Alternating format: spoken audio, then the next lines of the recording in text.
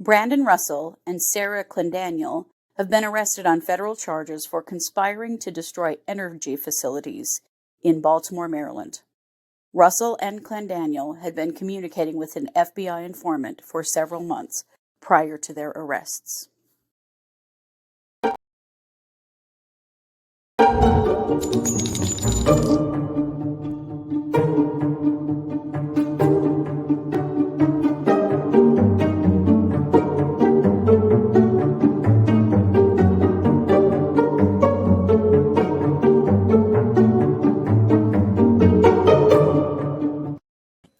Hey everybody, welcome to the True Crime Squad. I'm Kristi Brower, here with my sister, co-host, and partner in crime, Katie Weaver. Hey Katie. Hello. How's it going?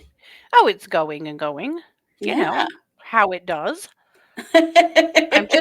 I'm really kind of riveted right now by what's going on with the Alec Murdaugh, trial and how wild this is, and also how, boy, he just keeps proving exactly who he is.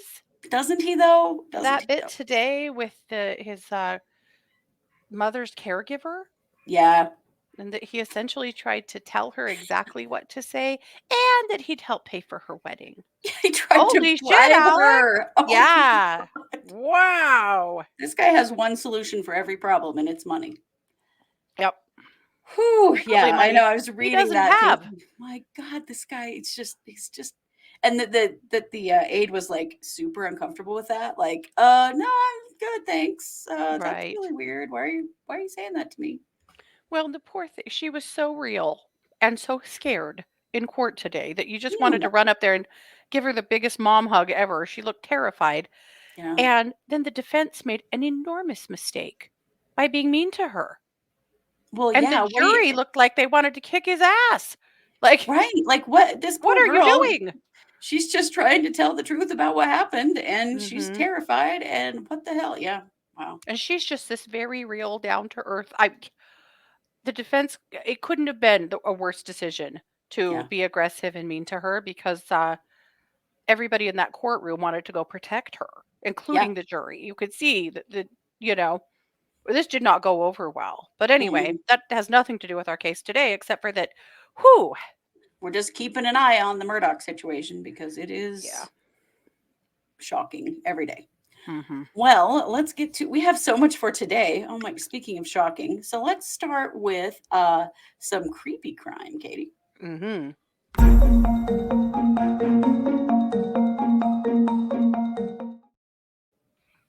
Well, some creepy crime happened in California in San Bernardino. Oh. On February 2nd, this man here entered the San Bernardino Police Department. He walked up to the counter, stood there for a minute, and then tried to put something on the counter that kind of looked like deceased animal remains and a lower jawbone. He did put them there and then left.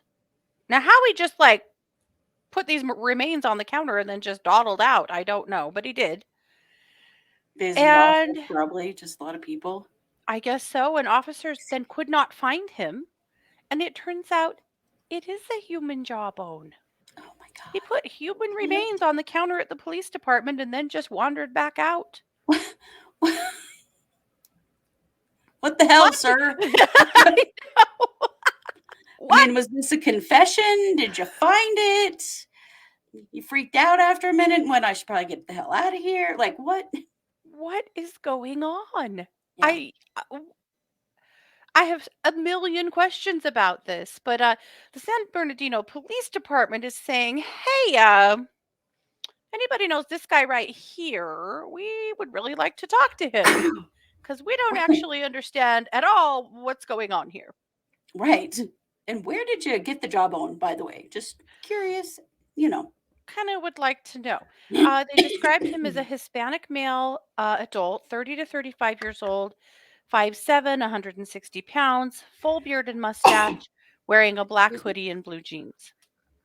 And they would really kind of like to talk to him. I imagine they would. So that's creepy, I think. It sounds like some of the remains he put on the counter were animal remains, and then this human jawbone.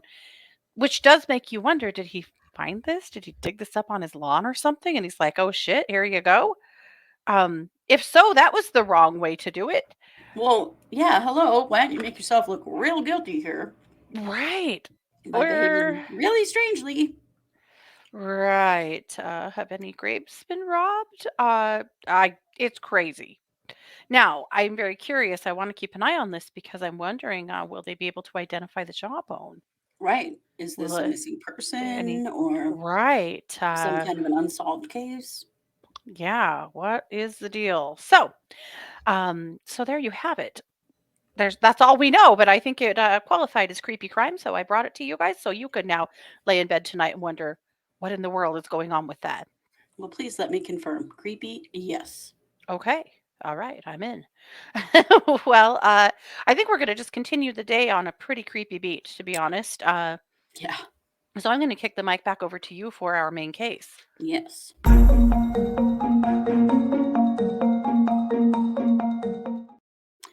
All right. Well, let's talk about these two domestic terrorists right here. This is Brandon Russell and Sarah Clendaniel. Brandon and Sarah have been arrested and charged with some really scary shit. Let me just say. Mhm. They have been charged federally for conspiring to destroy energy facilities, particularly in Baltimore, Maryland. Now, That is really scary. yeah, because we know we've already had, this happened in North Carolina and Washington. We've had Mhm. attacks on Yeah. power stations that have, in some cases, like knocked power out for days. It's Yeah. very scary and dangerous. And, there's been a thought all along that there were extremist groups involved in Right. these attacks, and Mhm. these two most definitely fit that bill. Oh yeah, Now, for sure. let's just state right now that they're not the sharpest terrorists we've ever met. this this seems to Uh, be the case. Yes. yeah, so they've been communicating online with each other. They don't live in the same. He lives in Florida. She lives in Maryland. Oh, They've been communicating online, and they've yeah. they've actually started communicating back in 2018 when they were both in prison at the time. Uh-huh. They've both done significant time for a bunch of different crimes. Uh, well, recently they started communicating with someone else who turns out to be an FBI informant, and they basically laid out their plans to this FBI informant, which I got to say I find pretty damn funny. And I'm really grateful that we have, FBI informants that are infiltrating like scary chat rooms and stuff like that. Yeah, I'm real glad it went down that way. And let this be a warning to you fools. You're not as cool and tricky as you think you are. Not even Right, close. right. But they weren't, whoever this person was, they really trusted them because they Yeah. both have been talking to them. At one point, Sarah actually spoke on the phone to this person for like 2 hours. And frankly, they're both just jackasses. Mhm. But let's talk a little bit about what their plans were. Yeah. So they conspired to inflict maximum harm on the power grid in Baltimore. Mm. They had planned to attack five power stations with guns. And we Mhm. know that worked. That worked in North Carolina. Right. Like shooting them actually did knock them out Did and cause work. Yeah. millions of dollars um, Yeah. of damage. This has it's been happening. There's been some warnings from the Justice Department that we have to keep an eye on Yeah. this particular issue because extremist groups are looking at this is one way to really hobble an area. Yeah. Their ultimate plan was not just to knock out the power grid in Baltimore, but it was to actually destroy the city. Yeah. They wanted to destroy the whole city. Yeah. Just the So city, just, well, ultimately the country and then the world. So they are, yeah, they are part of an Atomwaffen division. Atomwaffen is a terroristic neo-Nazi organization that came out of Iron March, which was a fascist forum that went offline in 2017. Which, wow, very terrifying. Yeah. So here's what they say they're all about. This was on their website. What we are creating here is something that James Mason attempted to put into form, but because of circumstance, it never was implemented. They're inspired by a lot of bad dudes, including Charles Manson, if you were wondering. Oh, dear God. Until the year of 2017, when Atomwaffen and Division discovered and met James Mason. Ryan and Vincent Snyder both agreed to help him publish his works. So they've gotten this crazy guy that is supposedly helping them. The group's ideology is neo-Nazi accelerationism. Accelerationists believe that the modern post-industrial society cannot be redeemed. Instead, they believe it ought to be driven into apocalyptic collapse, so a white ethno-state or whites-only utopia can be constructed in its wake. Of course, Oh my white God. supremacy bullshit. Oh. Unlike some other white power activists, accelerationists believe modernity has reached a level of degeneracy and corruption that it cannot be rescued through mass movements or other political means. Instead, they favor a doctrine of leaderless resistance or diffuse cell structured networks for the purpose of engaging in terroristic acts. So, this would include what they call hate camps or meetups, where members actually train with weapons and film propaganda videos. We've seen groups like this doing this Yeah. crap. This is a fairly young group, and they fetishize violence, and that violence is the only vehicle for apocalyptic racial cleansing. Oh Um, my hell. right, they're terrifying. Yeah. And one of the reasons they think that they were targeting Baltimore is because Baltimore is 62% black. So Baltimore is a city that it has a black majority. Yeah. And so that is one reason that they think that that's what they were looking to do. So they were both charged today. And they're being charged at the state level and at the federal level. And we're going to see this is all very new information. So there's a lot we don't know yet about how this is all going to go forward in the courts. Sure. But fortunately, they are off. They are, out of the public eye now. Yeah. And we can be kept safe. But I wanted to tell you some other things about them because there's some crazy shit here. So he goes by the username homunculus. Do you know what a homunculus is? No. A homunculus is an artificially made man, a fully formed human. Some in the 16th and 17th centuries, they thought that an actual homunculus existed inside sperm.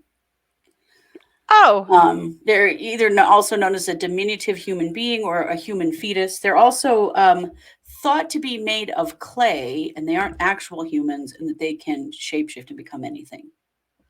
So he's a homunculus. For the love of God. Homunculus. So her username is Nithra. Nithra is known as a pagan demon. Nithra is the gate of no return. Let's see. Her attributes are works of terror and sinister destruction, psychic vampirism, necromancy, ego dissolution, nocturnality, pain, sadness, regeneration, working with the death essence, attunement to chaos, change, dark, insight, wisdom, death, poison, and disease. So she's like the great and terrible destroyer is what she is really what her She's name just means. a great and terrible dumbass. Right. Yeah. But these Good names, Lord. when I saw these names, I'm like, let's look them up because Yeah. So That's we not for know, nothing. yeah. So we know that they'd been corresponding since 2018 when they were both in prison. They were both currently out. He was in prison for improper storage of explosive materials and an unregistered device. So some bomb making something. Yes. Her record includes arrests on armed robbery, where she wielded a butcher knife, and some other things. I couldn't find a lot on her.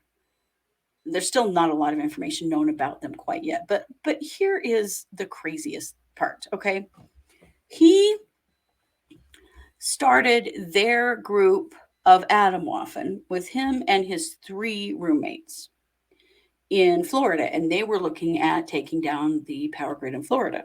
Mm-hmm. Well, then one of his roommates murdered his other 2 roommates, Mm-hmm. and he murdered them because he decided not to be a neo-Nazi anymore, but he decided to join Islam, and so they were making fun of him, so he killed them.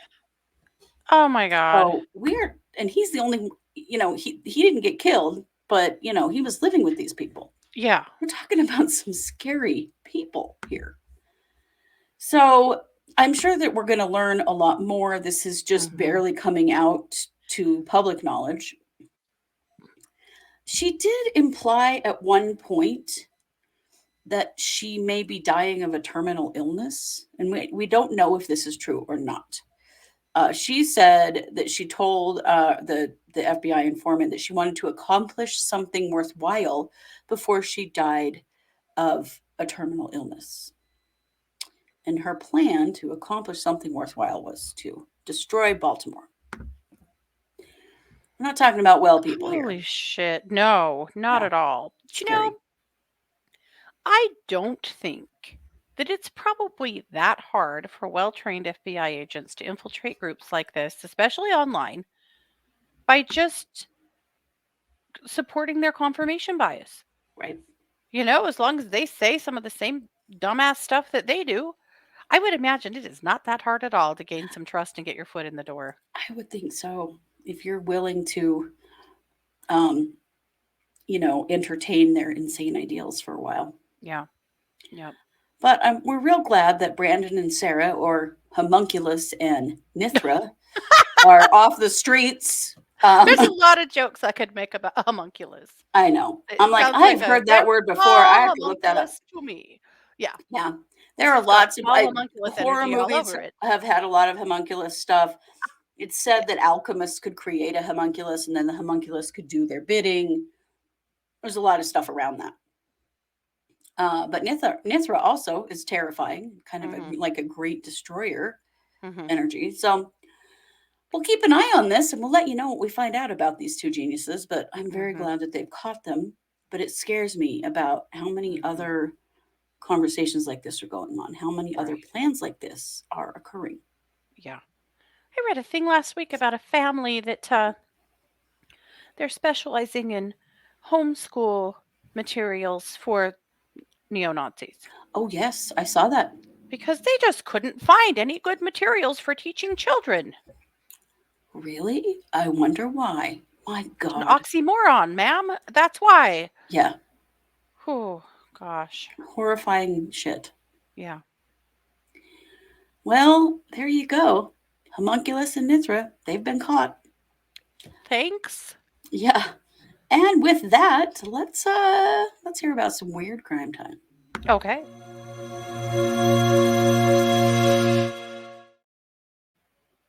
You recognize this house right here? Kinda. Hey, you guys. Oh, Tony's house. Okay. Tony's house. Yes. Okay. The porch. Recently, because it just sold. That's right. This guy bought it. He's like, this has been my lifelong dream. It was like $1.65 million. The neighbors were mad because they don't want it to still be a touristy Goonies house. And, it's been a thing, right? Right. I'd heard some about that. Well, last week, this dude comes up on the steps and puts a dead fish on the step. Ooh. Then he takes a video of leaving the fish and of the house, and he leaves. And so Goonies house owner is unsettled and pissed. Right. That's kind of a death threat. Yeah, it's gross. And he wants him, he wants to know at least what he's doing that for, and maybe, probably trespassing from the property or whatnot, right? Mm-hmm. Well, In the meantime, the police get a call. Well, 2 days after, actually, but the Coast Guard gets a call that there is a boat that has been capsized. Mm. And so they head out. They were actually out on a training mission at the time, luckily, and they made it to this yacht that was in the middle of capsizing in the Columbia River, and they saved him. And it was kind of a rescue because the boat was trying to capsize and it was all this big thing, right? But Mm-hmm. the Coast Guard, they come through. They save this guy by the name of Jericho Labonte, Okay. and they take him to the hospital.